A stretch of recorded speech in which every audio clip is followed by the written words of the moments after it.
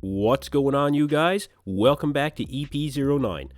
So, starting things off with Hunter Labrada, Hunter is going back to the drawing board. The key changes that Hunter is making are in his diet, his training split, and his exercise selection.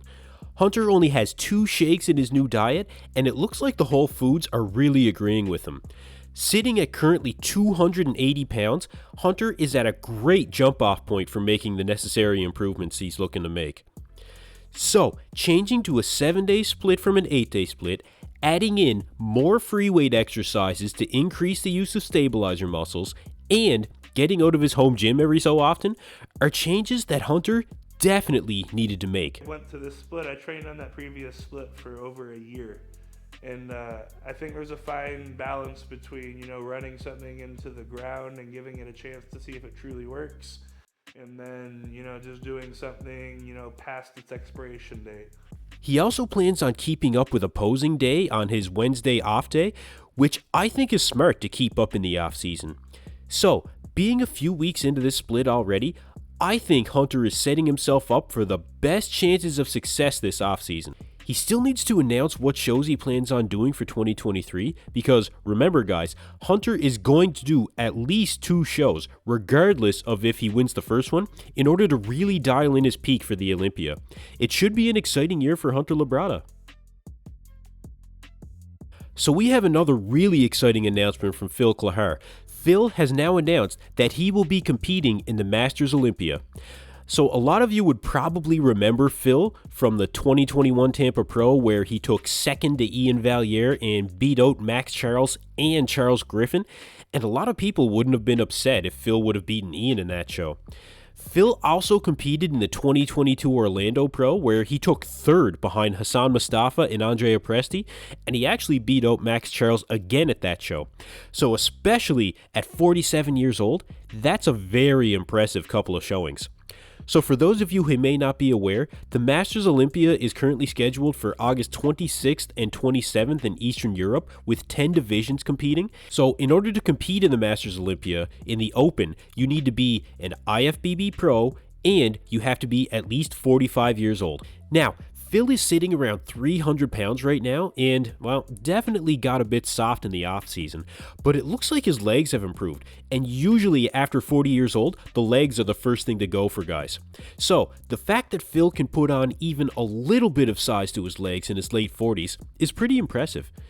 Theoretically, if Phil can beat guys like Max Charles and Charles Griffin and push someone like Iain Valliere in the last couple of seasons, he can definitely be considered a frontrunner for that Masters Olympia title. I don't know of anyone else doing the Masters this year, but regardless of who shows up, Phil is going to be tough to beat from the back. His back shots are incredible, so we'll see how Phil does at the Masters this year.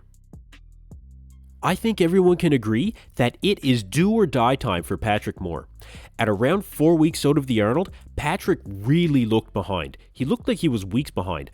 But it does look like Patrick is going to be in better shape than everyone thought originally. These last updates definitely make you think twice about where he might place, because most have him in dead last right now.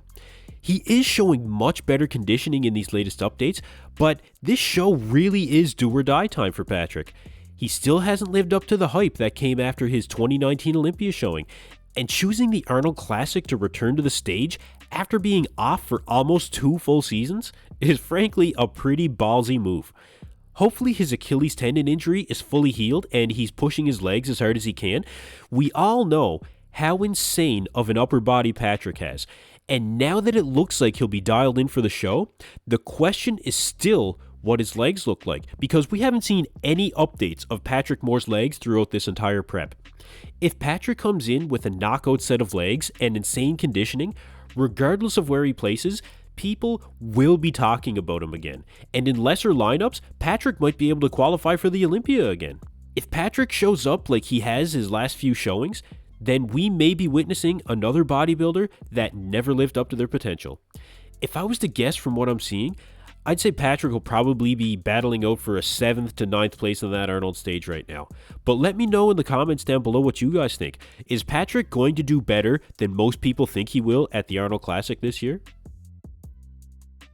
So after seeing some of these off-season updates from Derek Lunsford, it really raises the question, is Derek Lunsford going to be the next Phil Heath? Derek is really getting that 3D look that Phil had, with cartoonish round muscle, and that's really what made Phil a 7-time Olympia champion. And Derek so far has a better waistline than Phil had. He just needs to bring up the legs. For his current offseason, my guess is his weight is probably around 246, 248 here. His stage weight at the Olympia was around the mid 230s, so realistically speaking, I think that's where Derek is right now. The choice to focus on his health, his family, and the 2023 Olympia, I think is going to pay off for him. All things considered, I think Derek made the right call on sitting out the Arnold this year. Even in the short time after the Olympia, Derek looks like he's on track to put on another 10 pounds of stage weight by next year's Olympia. And if Derek wins the Olympia this year, he's only going to be 30 years old. So we could be seeing the next Phil Heath of our era right in front of us right now. Because when Derek pulls it all together and is at his 100% best, who's going to beat him? That's it for me in this video, you guys. Thanks for tuning in to EP09. Be sure to like and subscribe.